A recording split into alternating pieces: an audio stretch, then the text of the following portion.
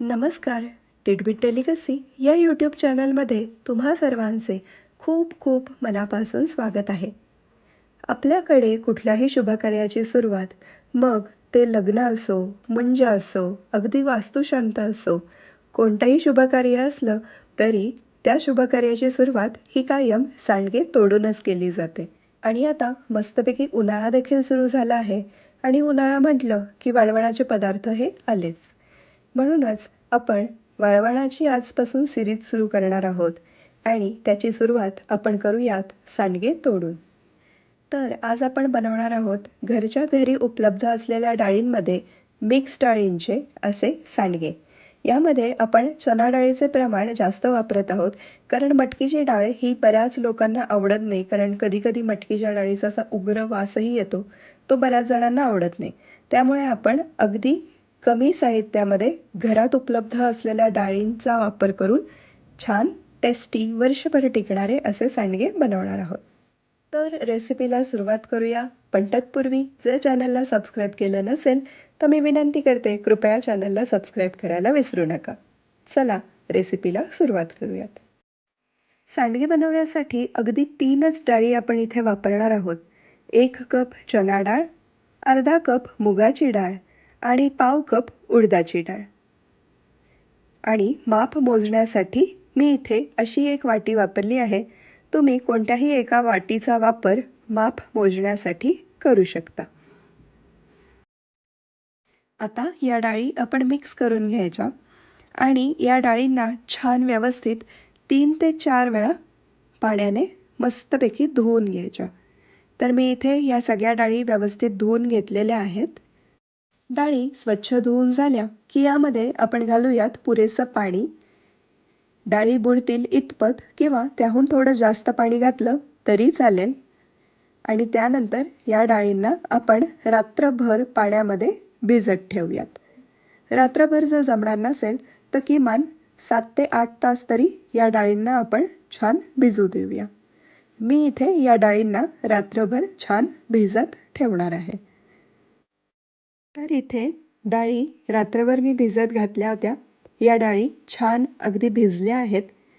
तर आता काय करायचं, तर आता या डाळी पाणी बिलकुल पण नाही घ्यायचं, अगदी पाणी पूर्णपणे उपसून घ्यायचं आणि मस्तपैकी मिक्सरमध्ये भरडसर जाडसर वाटून घ्यायच्या.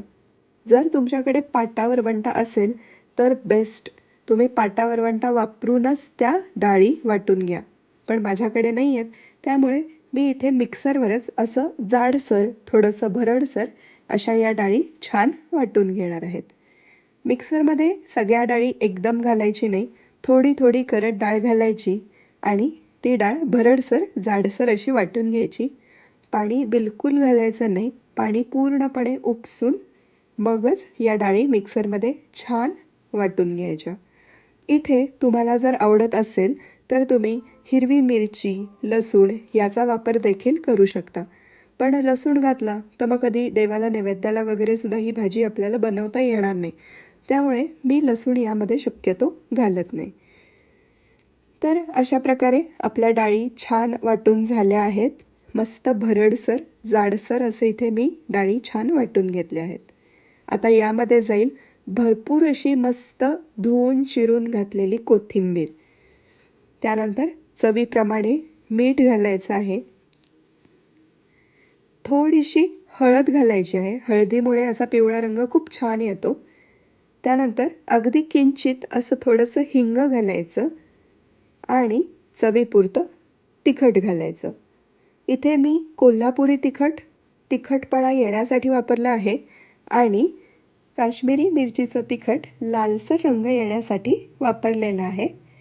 हे पूर्णपणे ऑप्शनल आहे, तुम्ही इथे कोणत्याही एकाच मिरचीचं तिखट वापरू शकता. पण काश्मीरी मिरचीच्या तिखटामुळे खूप छान लाल रंग येतो सांडग्यांना. आता या सर्वांना आपण छान एकत्र करून घेऊयात.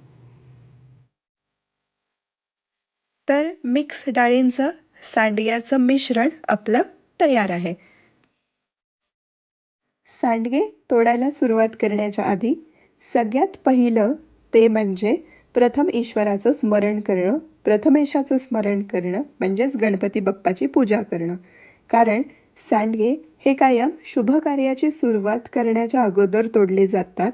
शुभ कार्याची सुरुवात सांडगे तोडून होते आणि गणपती बाप्पाचं स्मरण केल्याशिवाय कुठलंही कार्य सफल होऊ शकत नाही. त्यामुळे सगळ्यात पहिल्यांदा आपण अशी छान 2 विड्याची पानं घेतली आहेत. त्यावर अक्षता ठेवून एक सुपारी घेतली आहे. सुपारीमध्ये आपण गणपती बाप्पाचं प्रतीक मानतो सुपारीला आणि त्याला हळद, कुंकू, फूल वाहून छान गणपती बाप्पाची पूजा करून घेतली आहे. त्यानंतर 5 पांडव घालायचे असतात सांडग्याच्या मिश्रणाचे, म्हणजे 5 छोटे छोटे सांडगे घालून घ्यायचे आणि या 5 पांडवांना हळद कुंकू वाहून त्यांची पूजा केली जाते. आणि आता सांडगे तोडायला सुरुवात करायची.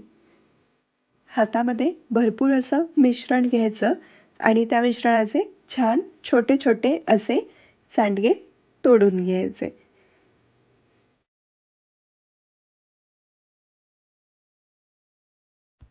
सगळ्या मिश्रणाचे छान असे आपले सांडगे घालून झालेले आहेत.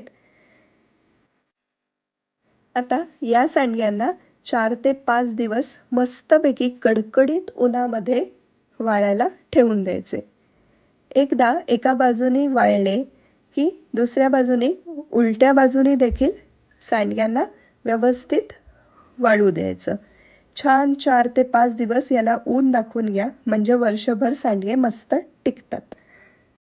साधारण आता 5 दिवस इथे झाले आहेत आणि तुम्ही पाहू शकता हे सांडगे मस्तपैकी कडकडीत वाळलेले आहेत. रंगसुद्धा बघा किती छान आला आहे सांडग्यांना. अगदी छान झाले आहेत सांडगे. तुम्ही सुद्धा या पद्धतीने हे सांडगे नक्की बनवा. हे जे सांडगे आहेत हे न तळता असेच कच्चे जरी खाल्ले ना तरीसुद्धा इतके टेस्टी लागतात की काय सांगू. तुम्ही नक्की बनवा अशा प्रकारे सांडगे आणि रेसिपी आवडली की नाही हे मला कमेंटमध्ये सांगायला अजिबात विसरू नका. भेटूयात पुढच्या व्हिडिओमध्ये. तोपर्यंत खा, प्या, मजा करा. चॅनलला सबस्क्राईब करायला विसरू नका. Thanks for watching.